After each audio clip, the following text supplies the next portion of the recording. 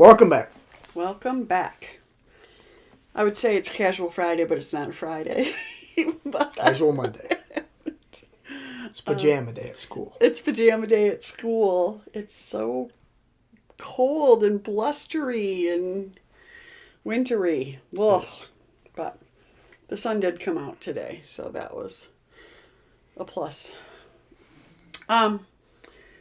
We have new people hanging out with us. Weird, huh? Also great. So I just thought, and I think it's always good to kind of recap. I wanted to talk a little bit about why we're here and what led us here, and all of that kind of stuff. So let's jump in. Okay. So way back in the 90s, in 1998, we were fairly newly married. We had our daughter, and I went for an appointment in December of 1998. What I thought was going to be just like a checkup, right? And it was kind of a weird situation because we knew the doctor more than just like as our doctor or whatever. So you came with me. Sydney was there. It was in the evening. It was in the evening, which is kind of cool. She had evening hours or whatever. But as soon as we got there and I got undressed or she looked at my breast, you could tell something was wrong. And she started asking questions. My nipple had retracted during pregnancy and breastfeeding. Sydney was 14 months old at the time, so it had been going on for a while. And I didn't know. I didn't know it was a problem. I didn't know. But that, she kind of, I think, was... And let me just say, there was no Google. Oh, no, this is pre-internet. So what I'm saying Yeah. is today, if we have a sign or a symptom of anything, we know. We pull out our phone and we go, I didn't know. Maybe call our doctor. Hey, I just read that. Yeah. None of that existed. So yeah, we were back in the days of textbooks and encyclopedias. Yeah, we were. So anyway, that was the beginning of, oh boy, this. I remember her telling me like it could be a cyst, and basically we were going to start doing some testing, and if they could get liquid out of it, it would be good, and all those kind of things. Well, the testing immediately, nothing was good. Nothing. Everything I did was like, nope, it's definitely cancer. And nope, it's in your lymph nodes. And everything. It just kept going. During that time, I was trying to wrap up a job. This was the week before Christmas break. That all the testing was happening, and I had just resigned from my job as an occupational therapist in a school district to go to a different school district. So it was kind of like a pretty normal type of switch, but still I had to end things there and start things. I was going to start after Christmas. And I remember it being so stressful and trying to be like positive and like, and everybody was like, oh, you're too young to have cancer. And then we knew that it was cancer, and then it was figuring out how far the cancer had gone. And it was terrible. It was. We found out a week after we determined it was cancer. I believe it took us a week to find out that it was stage 4. And we found that out, in an oncologist's office, and he was really, really, really mad that he was giving us the news. Well, to add a little bit more to that, everybody who's been through this knows when tests are going bad, often one test leads to another test, leads to another test. Right. And we were naive to not know exactly what that meant, but we weren't stupid, so we know what that meant. Right. You know when they're asking you, oh, we got to do this test again, or now the doctor just called, she would like another test. You just knew it wasn't good, and no one's talking to you. Yeah. No one's giving you any insight because they can't and they shouldn't. So to be fair, I'm not ripping on anyone, but you feel alienated Yeah. in dark hallways, Yeah. sitting there. And so this was going on, this test that day specifically was going on for a long time.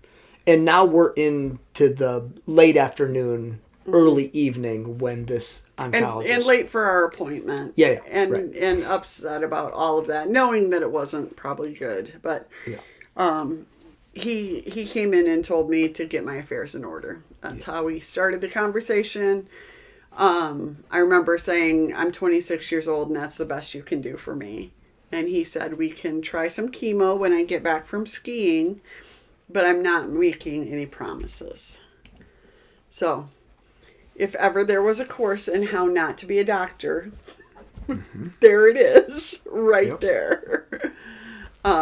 He clearly had written me off right from the start. Like I said, he felt like it was my primary care. It was her job to give me this news, and he was mad he was delivering it. So I feel like he definitely took it out on us. And Guy was a douche. And he was terrible. Yeah. And we walked out of there with some pamphlets about chemo, the nurse saying that she could get me scheduled, and we were like, we gotta go. We left. Yeah, I don't remember any of that. I was in shock. Yeah. Really so was.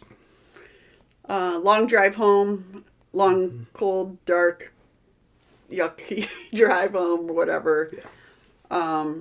But the next day, you called my mom that night, told her what was going on. I couldn't even tell her. Yeah. She in turn called my brother. My brother, at the time, was a flight surgeon in the Air Force. He had done part of his residency, whatever there was. Anyway, he'd gone to med school at the University of Michigan. So he immediately started reaching out to people to get a hold of who would be the right person for me. And because clearly the other guy was not. Now, having said that, and I think maybe I can speak to some people out there, I didn't know patients had any power or had any say back then. Yeah. I was always just a patient, and I had never had anything major wrong with me, but patients do what doctors tell them. There is no shopping for doctors. There is no second opinion, that kind of stuff. No, doctors are the smartest people on earth, and you just do what they say. So I didn't like what that oncologist said, and clearly, I'm going to go skiing was just ridiculous at the time. Right. But I didn't even know there was another option than, okay, well, we're going to do what he tells. The thought that the skies could open up and wow, we get this different opportunity was not even on my radar. Okay. And maybe it was on yours. Maybe you were like, oh, no, we got it. Well, I was clueless. I will say, I was quick to talk and push back to him, but I had no idea what the plan was at that point. You know what I mean? And being in our mid-20s. Yeah. Lord, we were clueless. Yeah, and I couldn't, I was just trying to function. I was trying to get through days and not even, I wasn't thinking about how fast or slowly things would move. But, there was a lot working behind the scenes, and that's where, Which we didn't even know yet. So that next day, I had taken Sydney down to a friend's house just because I needed a change of scenery and whatever else. And while I was there, this oncologist from the University of Michigan called me and just started asking me all these questions. And none of them were about cancer. And that was What did she ask you? I remember asking me, how old are you? Tell me about your husband. Tell me about your daughter. Just, I remember her saying to me, cancer doesn't scare me. I know how it works. Almost like it felt like I just need to put the right pieces together to get the right treatment. It was it just was so I couldn't believe it was happening. It was so reassuring in terms of... And she made it personal from the beginning. Very Sounds personal. like, yeah. And she said I've talked to her about that since then, and I've talked about how, just unbelievable that conversation was to me. And she's like, I was also gauging, like, your willingness, your conviction to, like, what you had to fight for and what you would want to, you know what I mean? Right. Like, kind of how in you were at this point. Because she knew she was going to put you through the ringer. Yeah, and she did say that to me, too. I remember, maybe she waited until Monday to say that, but she said, like, you're strong and you can take this. We're going to go. Like, Wow. we're going to go, Yeah, I remember none of this. And so the other thing that was so amazing about that conversation was, again, this was a Friday afternoon. She gave me her phone number, her home phone number. This is before cell phone. Well, just the beginning of cell phones. Just beginning of cell phones. But, like, she gave me her home phone number and said, she wanted me to have it for the weekend. I was going to do some pre-meds on Sunday and things like that. But I was like, wait a second, who does this? Like, this amazing doctor. So you might be thinking at home, wow, clearly your brother hooked you up, and because of his connections, this oncologist just treated us like family from day one. No, we found out she does this with everyone. Yeah. Like, this is why she's one of the greatest humans on the face of the earth. And also, like, she's so well qualified, right? Yeah. She's an MD, PhD. She's a researcher. She's amazing. And she just, absolutely, we were so lucky. But that's one thing. Yeah. Then there's the people side of being any kind of physician, right. And she just nails it. She gives a crap. And yeah. Yeah. So she also told me to drink some green tea and eat some fruits and vegetables, and we'd start killing cancer on Monday. And I was like, So chemo after skiing when Jackass gets home, or here's something you can do, and we'll start going on Monday. And to put that, we're going to start killing cancer on Monday. To put that in your head. We've clearly, if you haven't listened to our podcast before, we put such a huge emphasis on mindset and how important that is. She just sprinkled that right into your brain. Absolutely. It went from, well, we can try something, but it probably won't work, to, oh, no, this will be our plan. Mm-hmm. We'll get it going on Monday fully. And I'm completely bought in and making it personal, and that's how it's done here. Yeah. And we were just like, let's go. Yeah. It was really remarkable. The other thing was, too, so we started on, like, December 21st. My first chemo at Christmas time. Yeah. Nope, didn't matter. Like, it's a non-factor. We just were going, and we were all in. So we met her on that Monday. We met her team. I started, again, people ask me so often what treatments I've done, and I will tell them to you, but, like, keep in mind, like, we don't do treatment like this anymore. 1998. It has changed in terms of how we go, the progression of things, and being able to go to the drugs that, like, just a kind of foreshadowing, I've been stable on the drug I've been on since 2004. So, yes, I did a ton before that. Was that the magic bullet? Well, it did. We know that it reduce the cancer in your body, no doubt. Absolutely. We have physical evidence of sure. that. Yeah. But also, it's kind of like there isn't a magic bullet in all of this, and it just happened to be this was the way that mine went. This was prior to the genome, too, being done. Right. They were Herceptin was just coming out. BRCA came out after, I believe. Mm-hmm. So, like, it did. It did. Yeah. So it's a big difference, right? So just another reason why this lady's awesome. Like, she, from our opinion, she nailed the treatment without the knowledge that they're using 10 years later specifically, but even a few years later with now we can sequence these things based on your genetics and based on the history of the. Yeah. It's just they're putting puzzles together a lot faster now. Back then it wasn't a dart at a dartboard, but it was a little bit more like that. Yeah, it was. But I remember meeting she had a nurse practitioner with her who was actually the same age as I am. And I remember her giving me a hug and saying that, you're my age, we're not going to lose you. For people to not be scared to say things like that to me was so huge. And the flip side of that, I said to her name was Kelly, still is Kelly. I actually run into Kelly every now and then now. But I said, so I'll lose my hair in about 14 days. She goes, oh no, in 14 days. Because because of the specific because drug. we knew with Adrian. You were going to tell him what drugs. Are you going to tell him? I'll tell you. I mean, I started out with adriamycin and Taxotere. So adriamycin, I often, I know people still do that drug. The thing I'll say about adriamycin is its nickname is the Red Devil. And again, from a mindset sort of thing, I never, ever, ever considered my drugs poison or toxic or whatever. Red Devil can be thought of as a positive, too, if you're trying to kill cancer. Yeah, I thought of it as, just so tough. Search and destroy cancer cells. So that was what I was always intent on with any medication drug that I was taking, was that it was doing its job, not that it was hurting me, right? So, but yeah, so that's where we started with. We did 4 rounds of that.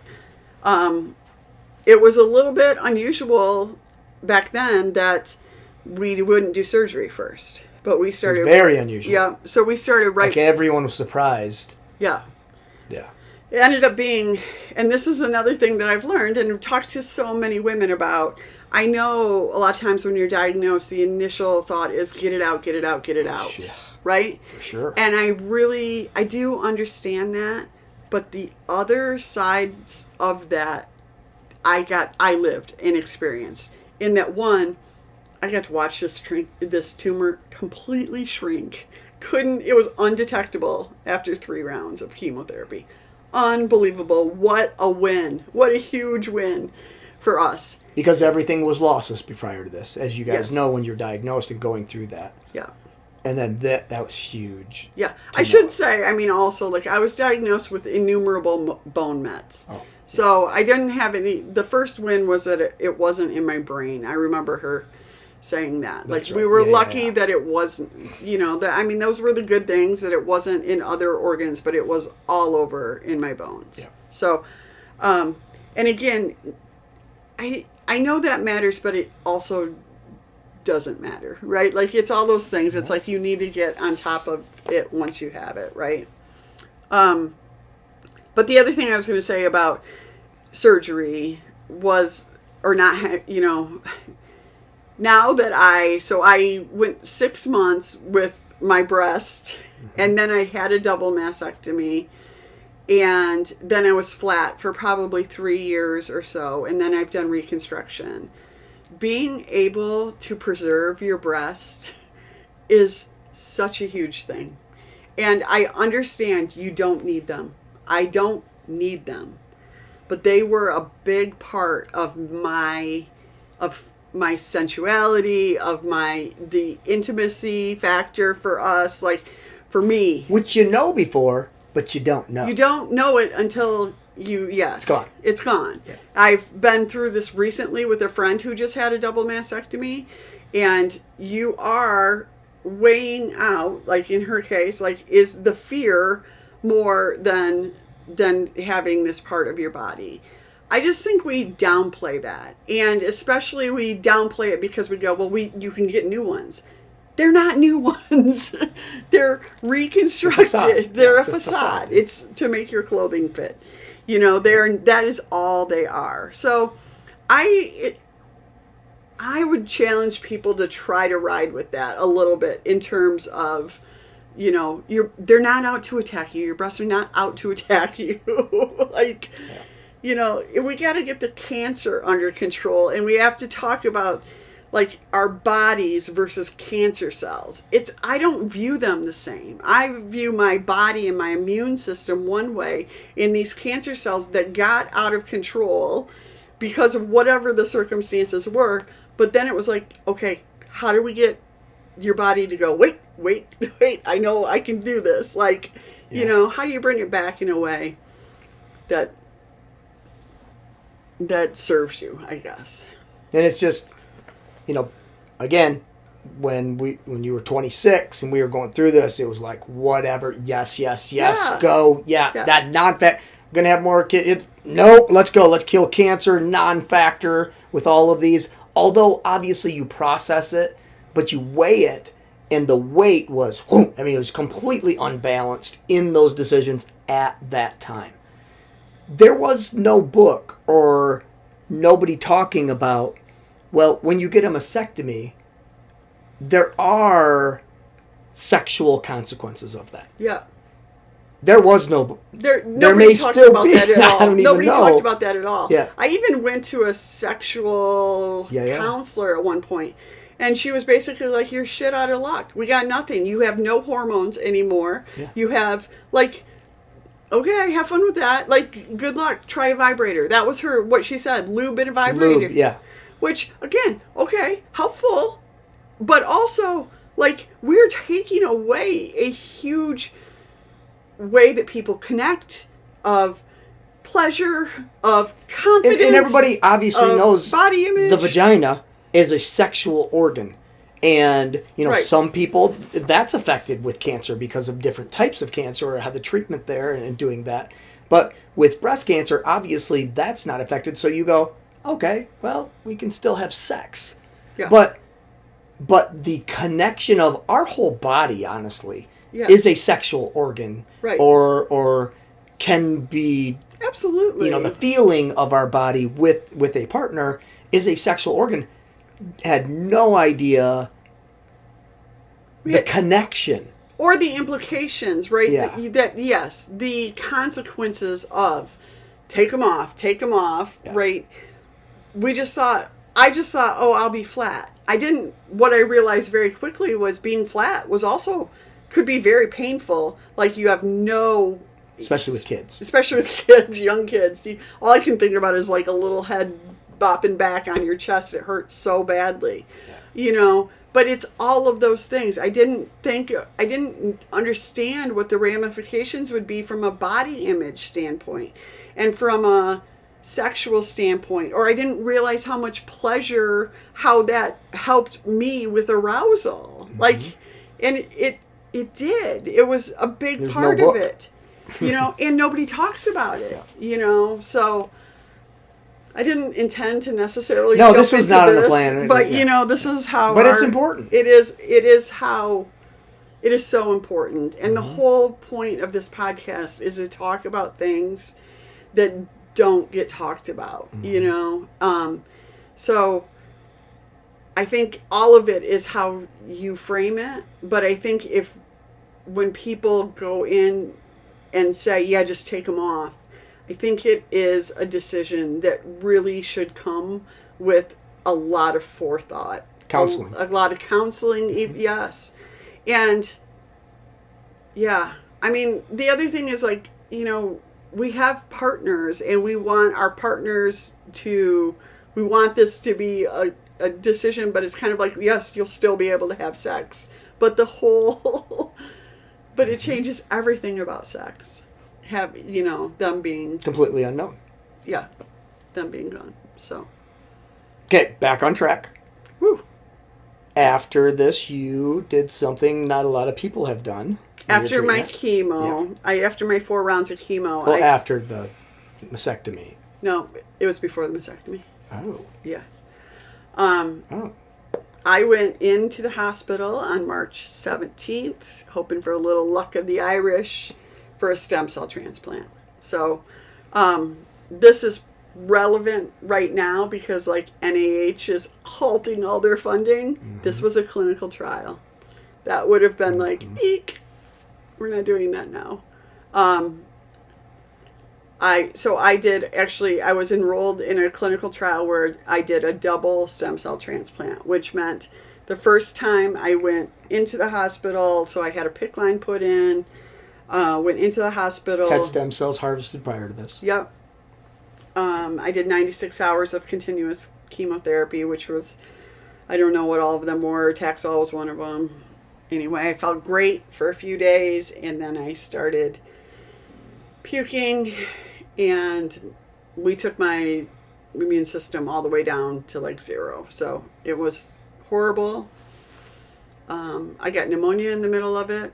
I remember basically yelling at God that I wasn't going to die of pneumonia after all of this. Like, it was terrible. It was like a 3-week process. And yeah, so I did that, and it was really, really tough. And then about 6 weeks later, we did it again, but not inpatient and not as long of chemo, but still It's kind of like a booster, booster but stem it was cell really transplant. hard too, and every day to the hospital and lots of feeling like crap and all that kind of stuff. And the only thing that I mean, not the only thing, what I will say, because people again are always looking for like, what was it? Why are you here? And sometimes they'll attach themselves to the stem cell transplant. But what those studies showed was that the return was not worth what the process was. And I remember I had a BMT doctor who did that, and she's like, think about using a sledgehammer to do something that we've learned that a hammer can do. Because medicine has gotten more specialized and they can go after certain things, you don't need to be clubbed over the head. And people did die. They died in those trials. Way too many did, and that's why it got halted. Yeah. So, and you were close to it. Honestly. I know. Yeah. It was bad. So, yeah. So after that, we did the mastectomy, and I think maybe what we'll do is just take a break for this one, and we'll come back next week and follow up with the rest. How's that sound? That sounds good. Okay. We'll see you next week. It's a good ending to the story. I don't want to blow it, but she's still here. All right. See ya. Bye.